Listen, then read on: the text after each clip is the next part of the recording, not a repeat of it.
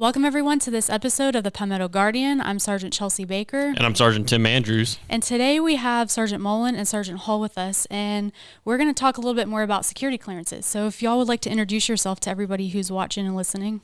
Yes, my name's Sergeant Tiffany Mullen, and I'm the state suitability adjudicator for the state. I'm Sergeant Hall, and I've been helping Sergeant Mullen with the adjudications and suitability. I'm a personnel security assistant. So what exactly does that mean? Because those are like some big words. So what exactly does that entail? So suitability it's quite simple. With suitability, instead of security clearances, you got to have a security clearance, but suitability, you got to make sure that the person is fit for the position they're going into. As an adjudicator, we look at different aspects of it. We look at financial, we look at criminal, all the investigation pieces in order to find out whether you're suitable for that position. If you are, we make that judgment call. So what specifically was, I know that beforehand we were talking a little bit about technician versus M-Day soldier. What's the difference there? Suitability goes off of a different code. It's Title 32 U.S. Code 709, and we also use 5 CFR 731 to make our determinations. It's a set of different, instead of 13 adjudicative guidelines, we go off of 8, and we make that decision. So what are some things that, I guess, go into that decision making? A lot of the same guidelines kind of carry over into the suitability portion of the adjudications, but usually like criminal conduct would be like the most, probably intense one. Also delinquent debt and really like the nature of what happened. So if you were working with kids and there were crimes that you committed against kids, we wouldn't want them in a position serving, doing that. If they were somebody who worked with budgets and they had serious financial issues that they haven't mitigated, then we would feel like that may be a risk to national security and the things that, we have in the Guard if they were in control of stuff like that. So. For example, we've ran into an issue where an individual stole some PII. Obviously, they shouldn't have access to systems that contain PII because they were bound and determined to use it for their own financial gain or whatever it may be. So how long would this process take when going through someone's records and all that? For the hiring process, because we start at day one when you do the application, it gets sent to us, then we find out whether you're good. So the whole process should take about 2 to 3 weeks for us to be able to figure out whether you're good to go or not. Okay. So just to kind of give a little bit more clarity to everyone who's listening and stuff. So if you're in the military already, typically you already have a basic security clearance. So if you were to get hired as a technician or whatever other job that requires it, would that just be that you're good to go, or would you still have to go through their file to make sure that they're suitable for the position? Usually, anybody who joined after 2017 should already have a secret clearance. And, the people before that should be, really catching up and having them as well. So if they have already met their security requirements and they have their secret clearance that they need to have to be in the military anyway, then they would just, we would have to look at the nature of the position that they had and just make sure that there was nothing in their files that went against that, the requirements of that specific position. But like you said, usually with the Title 32 technicians, they're dual status and they should already have a security clearance. So we help them get it at the new hire level, and also we help you maintain it and, do what you need to do to check those boxes to keep it, because since that is a requirement of employment. Okay. So as far as those who might not have that security clearance or maybe a civilian applying for like a Title V position, how does that affect them? Is that part of the hiring process where they have to submit for a security clearance? Absolutely. Title V especially, or any civilian, we deal with state contractors and state civilian employees as well.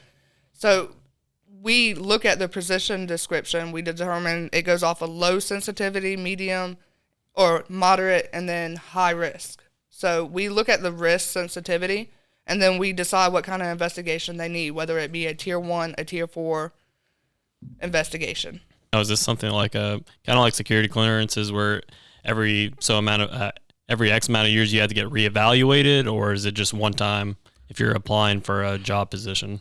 Now, tier 1s, tier 2s, and tier 4 investigations are good for 15 years. Okay. You do go through a periodic review, and if anything derogatory pops, then we'll receive the notification and we'll handle it accordingly. Oh, okay. So I want to go back to, I'm sorry, were you going to say something? Okay. You look like you're going to the mic. I was just looking. So I want to go back to where you were giving examples of somebody who is applying for a financial position but may have debt or whatever. What if you're in those positions already and you get in trouble with something that could possibly hurt you on the security clearance? Like, is that something that they should bring up to their supervisor to fix and not like hide and try to like skate by thinking that no one's going to find out? Like, can they redeem themselves from that? Or is it kind of like once it's done, you lose your security clearance? So what they would probably do is, it should be reported, first of all, because hiding it will only just prolong the process and kind of push it off for later, but it will be addressed because we'll get periodic reports of things that go on. So they should report it to their supervisor, and at that point, their supervisor and the security office and HR, all of us might get together and kind of do that adjudication like Sergeant Mullen spoke of, and also their accesses could be, affected by that in that process. But if it was a reasonable financial struggle, and there's always ways to mitigate things. I think that Sergeant Mullen mentioned that before. It may affect their specific job in that time frame of getting it fixed. But if it's something that's reasonable that they can, come up with a plan to pay back, then it should be able to be mitigated. Do you have anything else to add to that? So every issue has packets, derogatory, and it starts at the lowest level, and I think there's 4, CE, RFI, SOR, LOR, LOD. So it's you got the CE, continuous evaluation, you got the RFI, request for information, SOR, which is statement of reasons, LOD is letter of denial, letter of revocation. At the SOR packet level, basically your accesses can be suspended from the systems. At the LOD, LOR, it's basically a done deal because it takes 2 years to get to that place. And if you get to that place, then I'm sending, or Sergeant Hall is sending a letter of removal to HRO to have you removed from that position. So recently, you guys had some kind of training. Is that something new and how do people get involved in that? Like, what does that entail? So basically the training we just put on was at the MSC level. We invited some of the supervisors to attend as well. That way they can get a knowledge of it. We do mention it and bring it up at the supervisor's course. And we love for anybody who wants knowledge on the derogatory information or anything personnel security or suitability to reach out to us, and we're more than happy to go out to them and start the training process. That way they can better help employees or soldiers and try to get the stuff fixed at the lowest level possible before it reaches that LOD, LOR, and they receive that letter of termination, and it's too late by that time. Okay. And one thing too, so I actually am in the process of, renewing mine because I've been I just hit 10 years and time sure flies by, and I'm at the point where I'm having to redo my security clearance. How does that affect you? And well, first, what's the process of that to renew it? And then how does that affect you if you don't do what you're supposed to do in that time frame? So initially, within 30 days of your investigation close date. So you could call our office if you knew that you were approaching that time limit. And within 30 days, you can submit a reinvestigation packet. And your unit will usually help you do that. They should send it to us. And there'll be some signatures, I think, that they have to fill out as well. That will get sent to us. We will initiate a background investigation again, like a reinvestigation. And when we initiate you, you'll get like a series of emails. You'll get a code to log in, and you will fill out a questionnaire. It used to be on paper, so I think all of us who joined within the last 10 years. Like, right at 10 years ago, I remember we did it on paper. You're showing our age. So it was on paper before, but they've made it a little easier and kind of eliminated the possibility for us to make mistakes on paper. And it kind of walks you through the whole questionnaire online. So once you fill out that online questionnaire, you have about 7 days to do that, to log in. And then you'll get a few more days once you log in to work on it. You'll need to have all the places that you've lived within the last 10 years, people that knew you at those places. So when you get that first email, it'll give you a list of all the things that you need to be kind of digging up and finding before you log in. So you should have everything ready by then. Once you renew it, if there's no derogatory information that they really need to call you about and stuff, it's a pretty done deal, you know, like they do their side of things, and if you don't hear anything, that's usually good news. So it's pretty much an easier process than to initiate the original. I know that Specialist Niels has been helping me because with work and like having to have a security clearance and all that, like I want to make sure that all the information is correct. I do it when I'm supposed to do it. I don't want any issues to have to go back and fix something or miss my time frame. And I like how they do send the packet of, hey, this is the information that you're going to need so that you can already have some of that before you start. But there are some questions in there because it's like, how in detail are they asking? And like certain things I'm like, well, do I put all this information? Like, does it, when you go to do the actual application, does it go more in detail of what specifically you need, or is it still just like very vague? It'll be specific questions. It'll, you know, if it asks about debt, then it expects you to explain that. And this got brought up at another training that we had like last week.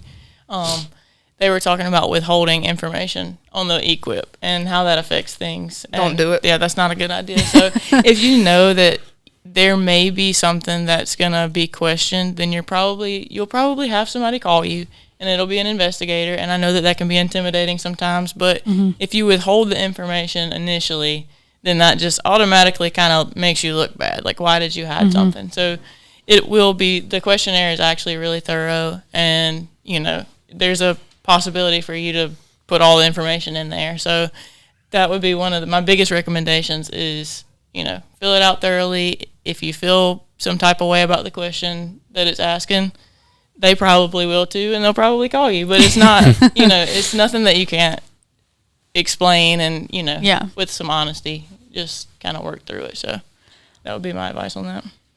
Well, what about so I have a terrible memory, and 10 years is a long time. A lot happens. Like, do you have to remember every single detail of the amount of times you moved, your military history? Like, do you have to know every single little detail, or is there like a little wiggle room in between? No. There's no wiggle room at all.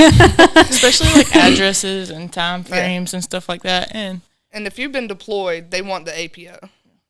They want the addresses from where you deployed. Oh, gosh. Oh, yeah, good luck. Now you're making me nervous. I guess I need to go find my orders. It tripped me up a little bit, and it actually got kicked back for corrections when I went for my TS. And I had to do a little bit of digging, and I eventually was able to find the addresses from, 10 years ago. I will say, like, having email now is really helpful, because I remember, like, the name of the apartment complex. So yeah.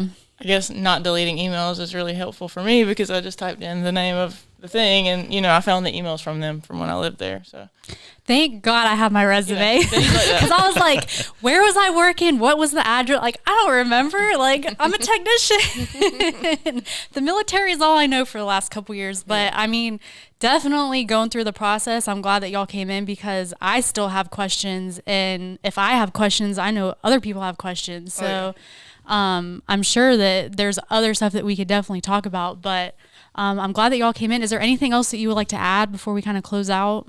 Or Andrew, you got any other questions? Where would, for someone who has questions, what's your best contact information that they could get a hold of y'all?